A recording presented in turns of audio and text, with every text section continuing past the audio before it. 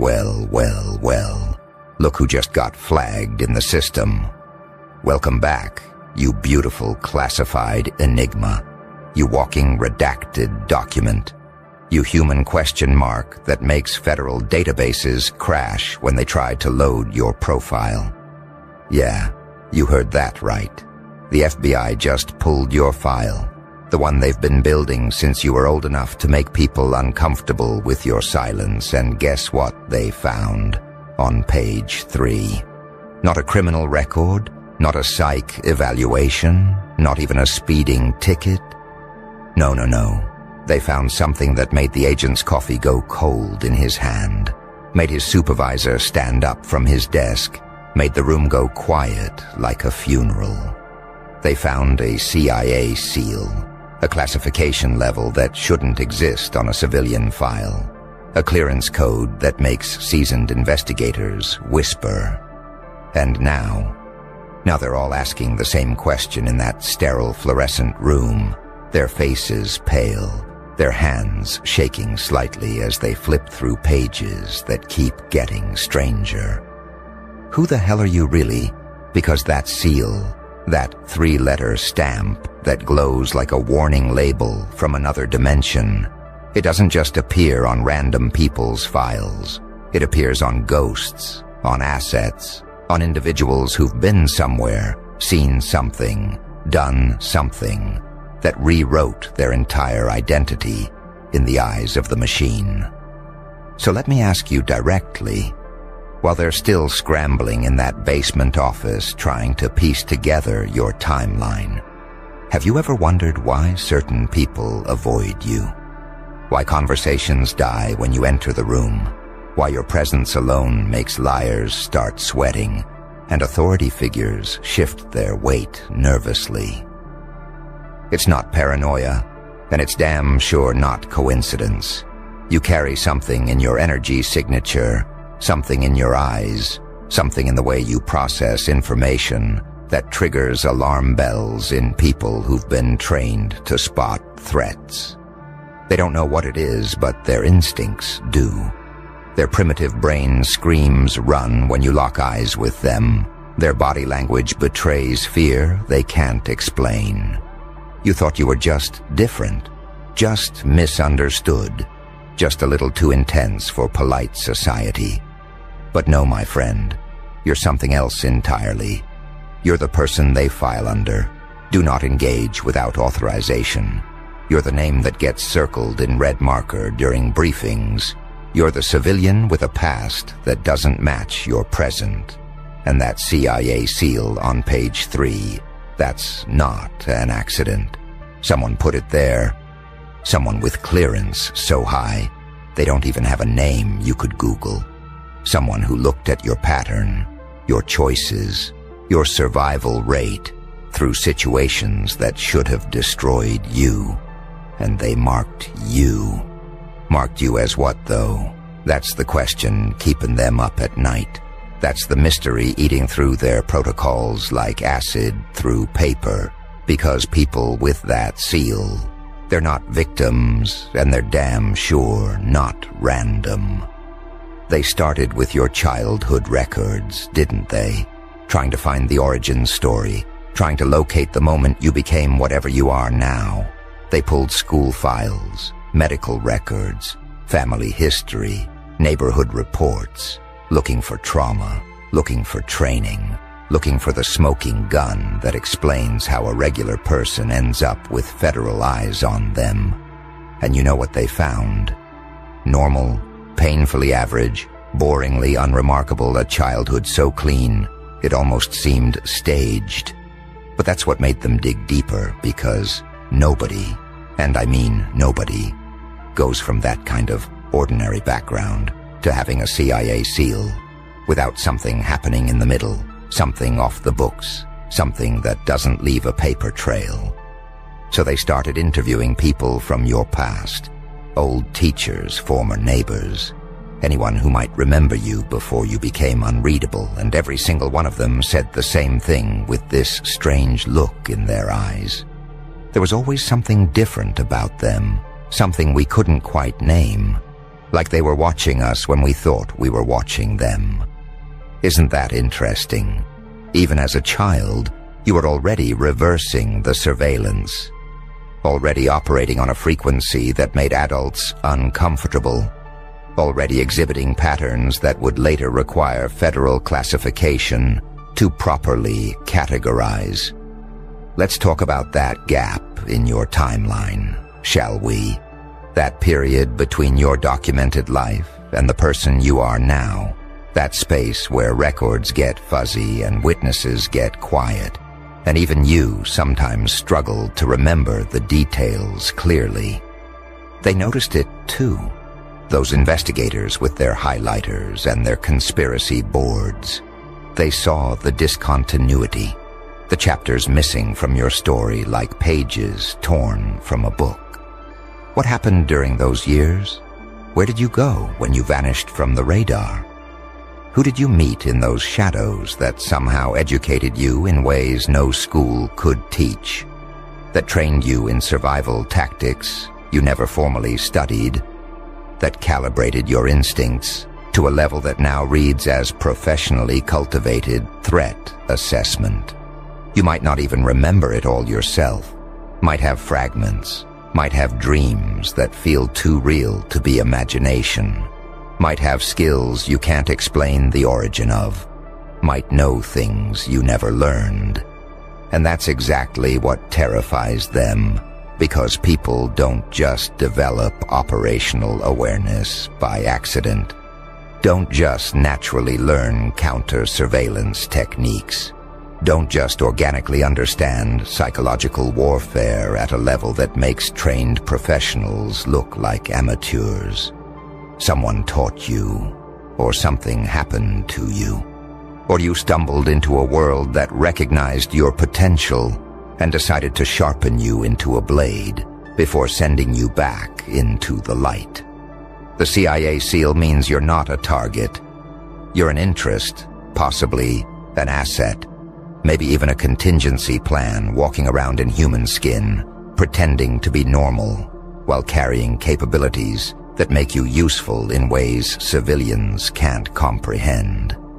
They don't put that seal on people they're watching to arrest.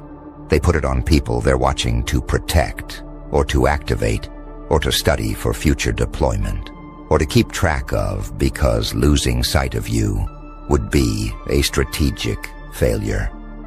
Do you understand what that means? You're not just some random person who ended up on a list. You're someone who matters to people who operate outside the normal chain of command. Someone valuable enough to warrant a classification that makes FBI agents call their superiors for guidance before proceeding. You are untouchable in ways you don't even realize. Not because you're above the law, but because you exist in a category the law wasn't designed to handle. A category reserved for individuals whose purpose serves agendas that won't be declassified for 50 years. And now they're panicking, aren't they?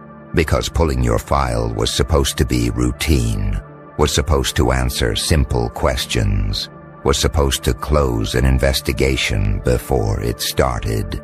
Instead, they opened a door they don't have clearance to walk through, tripped an alarm that notified entities they've only heard rumors about, initiated a sequence that now has people in unmarked offices receiving encrypted alerts about their inquiry into you. Phones are ringing in rooms without windows. Screens are lighting up with your name in places that officially don't exist.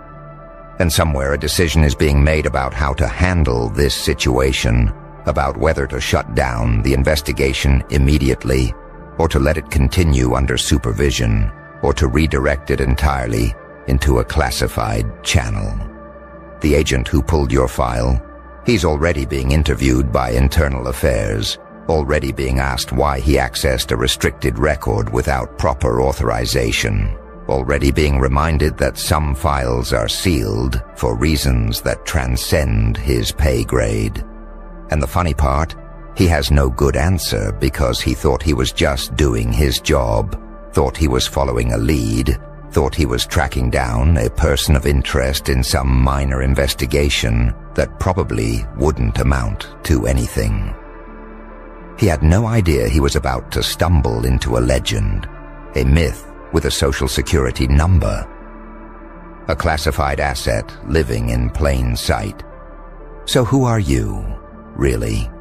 That's the question echoing through that office right now, bouncing between cubicles and climbing up the chain of command like a virus. Nobody knows how to quarantine. Are you former intelligence? Someone who got out but kept your training? Someone who knows where the bodies are buried because you helped dig the holes? Are you an experiment? A psychological operation that went so well, they let you integrate back into society as a long-term study? Are you a witness to something so sensitive that you required permanent protective classification? Are you a sleeper agent who doesn't even know what you're waiting to be activated for? Walking around with protocols buried so deep in your subconscious that even you can't access them without the right trigger? Or are you something even stranger, someone who naturally developed the capabilities of an operative through sheer survival instinct, someone who taught themselves to become a ghost because the alternative was being destroyed by circumstances that would have broken anyone else? Because here's the thing about people with CIA SEALs on their civilian files. They're never just one thing. They're always a combination of factors that created a perfect storm of capability, awareness, and strategic value. Let's address the elephant in the room, the part they're probably debating in hushed voices behind closed doors. Right now, whether you're dangerous. Not dangerous like a criminal, not dangerous like someone who might snap and cause harm, but dangerous like a variable they can't control. Like a piece on the board that doesn't follow the expected moves, like a player who sees the game clearly enough to change the rules. You've never been arrested, never been violent, never given them a legal reason to classify you as a threat. But your psychological profile reads like a masterclass in controlled chaos. Your decision patterns suggest someone who operates several moves ahead of everyone around you.